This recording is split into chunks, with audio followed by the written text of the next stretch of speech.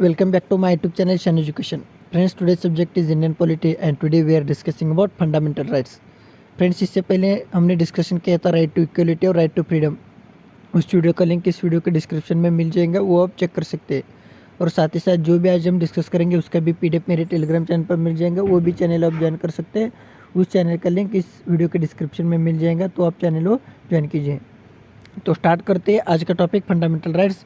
आज हम डिस्कस करेंगे articles right against exploitation, article 23 और 24। और उसके बाद हम डिस्कस करेंगे right to religion, article 25 to 28।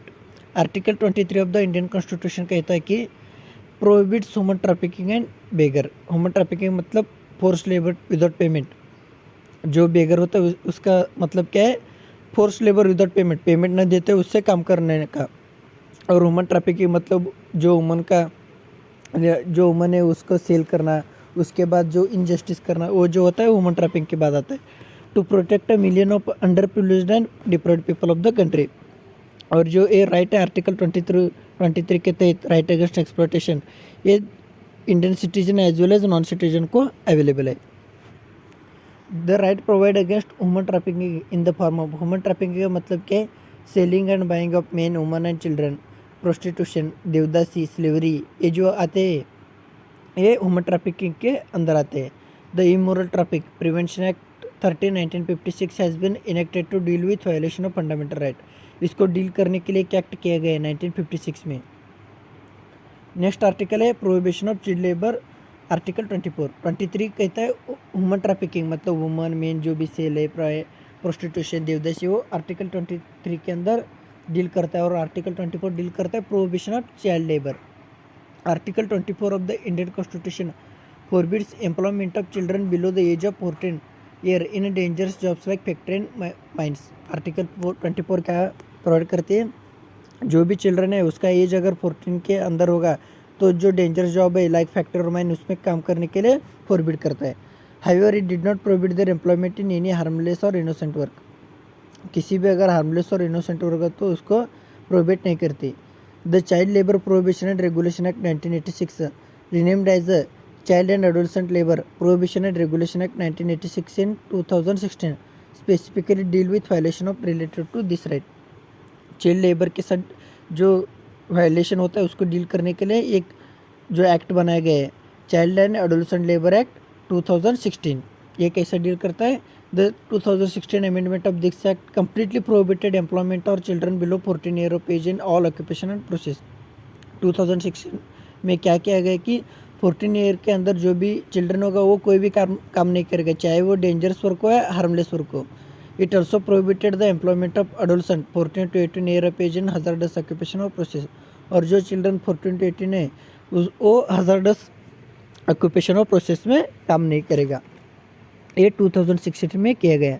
Article 23 क्या कहता है? Human trafficking. और आर्टिकल 24 चाइल्ड लेबर, एरा राइट अगेंस्ट एक्सप्लॉयटेशन।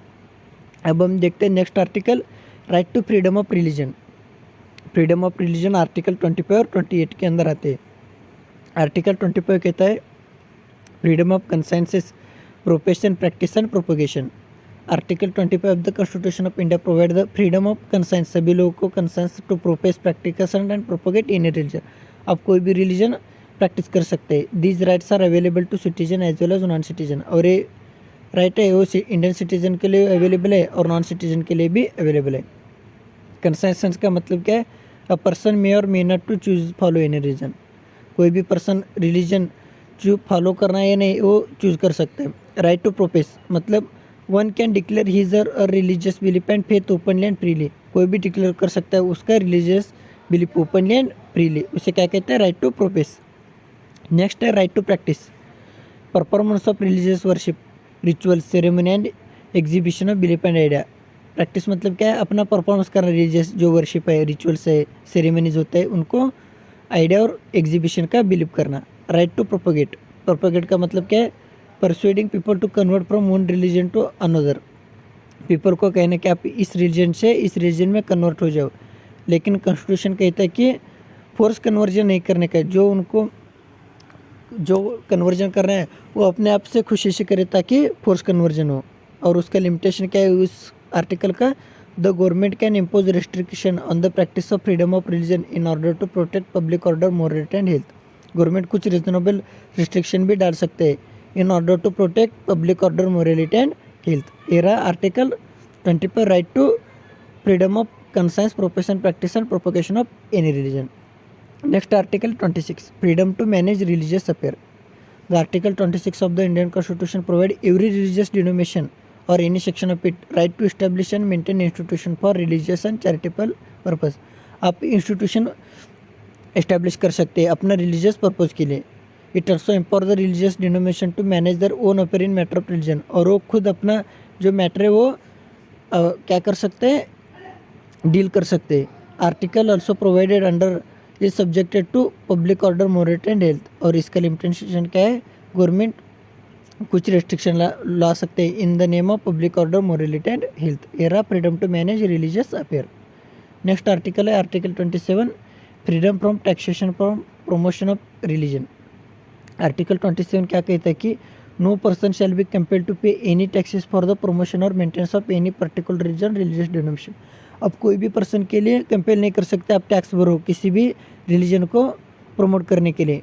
आप किसी भी पर्सन से टैक्स नहीं ले सकते। It say that no public money collected through taxes shall be spend for the promotion और maintenance of any particular region. Government भी जो भी टैक्सेस लेते हैं पब्लिक से वो भी प्रमोशन और मेंटेनेंस करने के लिए कोई भी रिलीजन को स्पेंड नहीं कर सकते।